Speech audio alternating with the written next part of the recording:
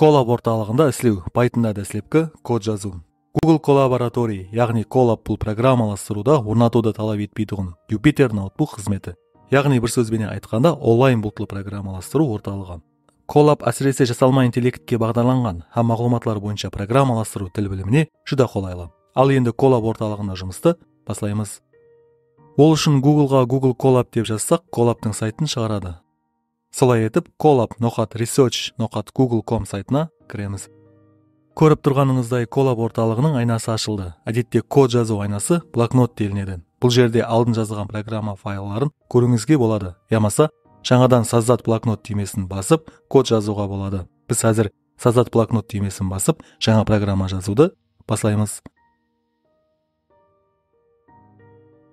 Көріп тұрғаныңыздай Colab орталығы ашылды. Бұл тема аты қатары, ал бұл қатарға бірінші программа деп жазып, программаға жаңа ат қойсақ болады.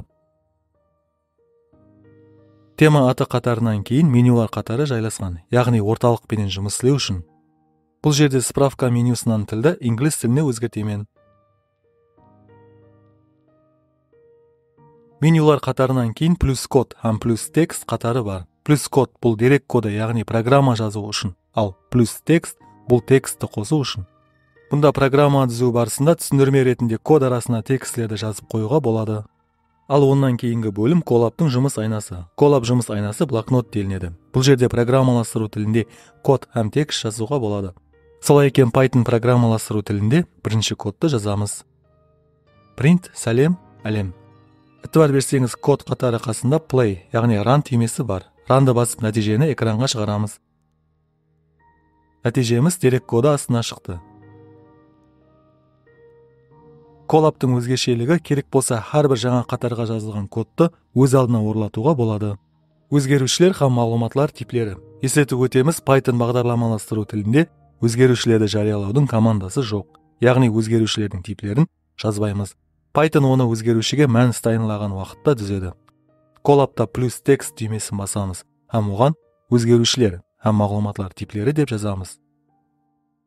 Кейін плюс кодты басып, код жазамыз. Аты деген өзгерушіге сәлем, тату деп жазамын. Астына аты өзгерушісін шығарамын. Ол үшін print аты деп жазамын. Print аты. Ранды бассақ, экранға текст шықты. Әлбетте бұл қатарлық тип. Біз оны текстлі тип ретінде жарияламасақ та экранға шықты. Енді оның типін анықтау үшін type арқылы әмелге асырамыз. Type аты. Нәтижеде аты өзгерушіге string, текстлі str типіне тиесілі екенін шығарып берді. Colab-та программа қатарын әдеттегідей давам етіп жазуға болады. Ямаса Shift Enter түймесін басып, өз алдына тек сол қатарды орнатуға болады. Енді жоғарыдағы аты өзгерушісіне салы мәнс беремін. Аты тең бір.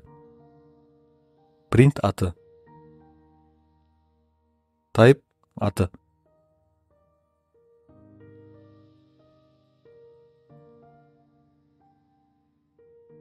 Әтібар берсеңіз, аты str типіндегі өзгерушіге бүтін int типіне өзгерді. Сондықтан өзгерушілерді белгілі бір типпенен жариялаудың керегі жоқ.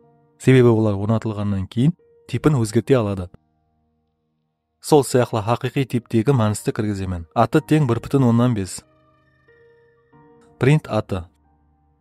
Type аты. Бұнда 1,5 һәм float хақиқи өзгерушіге өзгерді.